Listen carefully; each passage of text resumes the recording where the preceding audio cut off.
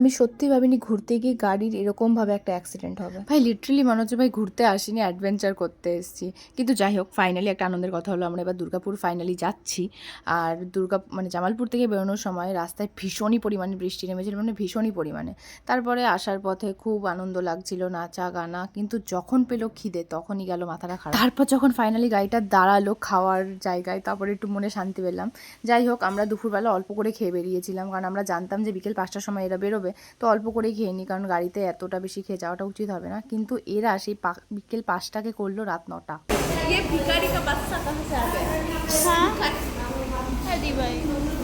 আরে ভিডিও দেখে নাটক করছো, আমি চিনি না। বাইরে বৃষ্টি হয়েছে, ওয়েদার এত ঠান্ডা, কিন্তু তাও এদের ঠান্ডাটা ম্যান্ডেটারি, মানে এটা লাগবে, এটা ছাড়া বোধহয় এদের হবে না। কিন্তু পূর্ণিমা বেচারার খুব মুড খারাপ হয়ে গেছিলো, বেচারা ভেবেছিল একটু ধোসা খাবে। এত তারা ওটার কি আছে, দিদি নাম্বার 1 নাকি?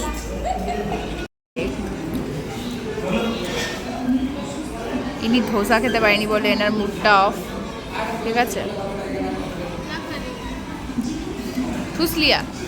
ठूस लिया तूने भी, अब तूने भी ठूस लिया।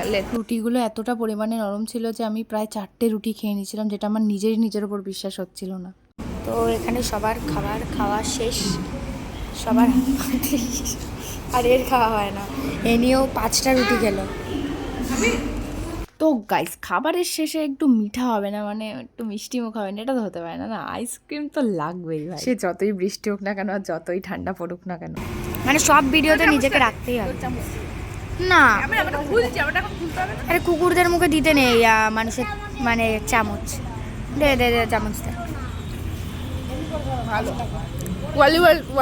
কোয়ালিটি ওয়াল সেটা ফার্স্ট ট্রাই করলাম। নর্মাল বাড়ি লাল খাই খুব, 2 টাকা নেয়, বেস্ট। করো টাটা। আরে ভিখারিটা যে কখন থেকে ভিক্ষা চেয়েই যাচ্ছে। আমার ভাই হয়, ও খেতে ব্যস্ত। ভাই এত অবধি আইসক্রিম খাওয়া, আনন্দ করা সব ঠিকঠাক ছিল। আসল ঝামেলা তো শুরু হলো তখন যখন পড়লো জ্যাম। আমার যতদূর মনে আছে, গলসির এখানটা করে এসেই আমাদের জ্যামটা মেনলি পড়েছিল, কারণ এখানে ট্রাক চেকিং চলছিল। আসলে ব্যাপারটা হয়েছিল, আমাদের যে আরেকটা গাড়ি ছিল ওখানেও আমাদের লোকজন ছিল, আমরা এই গাড়িতে ছিলাম। তো ওই গাড়িটাই কোনোভাবে কাটাতে গিয়ে কোনো একটা লরির সাথে ধাক্কা লেগে গেছিলো। আসলে ব্যাপারটা হয়েছিল, আমি না ঘুমিয়ে পড়েছিলাম, তো হঠাৎ করে আমার ঘুমটা চিৎকারে ভাঙে, তো আমি উঠে দেখি যে এরকম ব্যাপার। আর তারপরে প্রায় 1.5 থেকে 2 ঘন্টা পর ফাইনালি জ্যাম ক্লিয়ার হয়। তো গাইজ, এখন 1:30 বেজে গেছে, প্রায় রাত। আমরা এখনও বাড়িতে পৌঁছতে পারিনি, গলসিতে এত ভিড় হয়েছে জামালপুরের ওদিক থেকে আসার সময়। তো আমাদের গাড়ির তেল আর বোতলের জল দূরেই শেষ হয়ে গেছিলো, এর জন্য আরও পেট্রোল পাম্পে দাঁড়ানো হয়েছিল।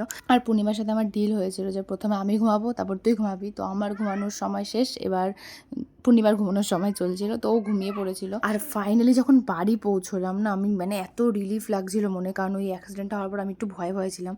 আর সব থেকে বড় কথা হলো যে কারো কিছু হয়নি অ্যাক্সিডেন্টটাতে, এটা হলো সব থেকে বড় কথা ভাই। আর এই দেখো, গাড়িটা ঠিক এই অবস্থা হয়েছিল, আমি ভাবিনি যে এতটা পরিমাণে ড্যামেজ হয়েছিল। আমি তো ভেবেছিলাম ছোট্টখাট্ট কিছু হয়েছে, কিন্তু পরে যখন দেখলাম তখন বুঝলাম যে ভালোই জোরে ক্র্যাশ হয়েছিল গাড়িটা।